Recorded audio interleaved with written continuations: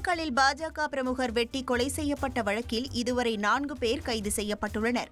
திண்டுக்கல் மாவட்டம் ராஜகாப்பட்டியைச் சேர்ந்த சுப்பிரமணி மகன்களான விஜயகுமார், கணேஷ்குமார் இருவருக்கும் சொத்து தகராறு இருந்து வந்துள்ளது. இதில் விஜயகுமாருக்கு ஆதரவாக அவரது நண்பர் பாலகிருஷ்ணன் சொத்தை பிரித்து தருமாறு கணேஷ்குமாரிடம் கூறி வந்துள்ளார். இந்த விவகாரத்தில் பாலகிருஷ்ணன் வெட்டி படுகொலை செய்யப்பட்ட நிலையில் கணேஷ்குமார் உட்பட இருவரை கைது செய்து போலீசார் சிறையில் அடைத்தனர்.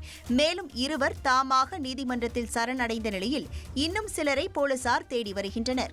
திருப்பூர் மாவட்டம் உடுமலை அருகே வீட்டின் முன்பக்க கூரை தீப்பிடித்து எரிந்ததில் 70 வயது முதியவர் தீயில் கருகி உயிரிழந்தார். கிருஷ்ணாபுரத்தில் முடக்கு வாதத்தால் பாதிக்கப்பட்ட விஸ்வநாதன் என்ற முதியவர் வீட்டின் முன்பகுதியில் அமைக்கப்பட்டிருந்த குடிசையில் படுத்திருந்தார். அப்போது எதிர்பாராத விதமாக குடிசை தீப்பிடித்து எரிந்ததில் தீயில் கருகி முதியவர் உயிரிழந்தார்.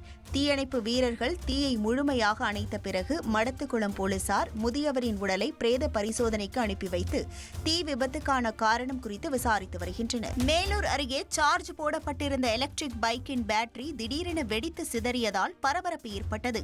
மதுரை மாவட்டம் மேலூர் அருகே உள்ள கருங்காலக்குடியில் கிராம நிர்வாக அலுவலராக பணியாற்றி வந்த ரவிச்சந்திரபாபு என்பவர் தனது எலக்ட்ரிக் பைக்கின் பேட்டரியை தனியாக கழற்றி வீட்டினுள் சார்ஜ் போட்டுள்ளார்.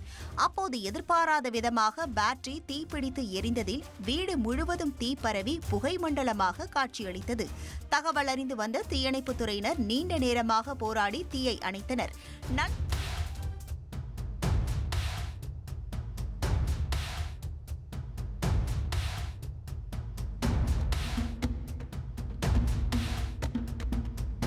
நல்வாய்ப்பாக வீட்டில் யாரும் இல்லாததால் உயிர் சேதம் தவிர்க்கப்பட்டது.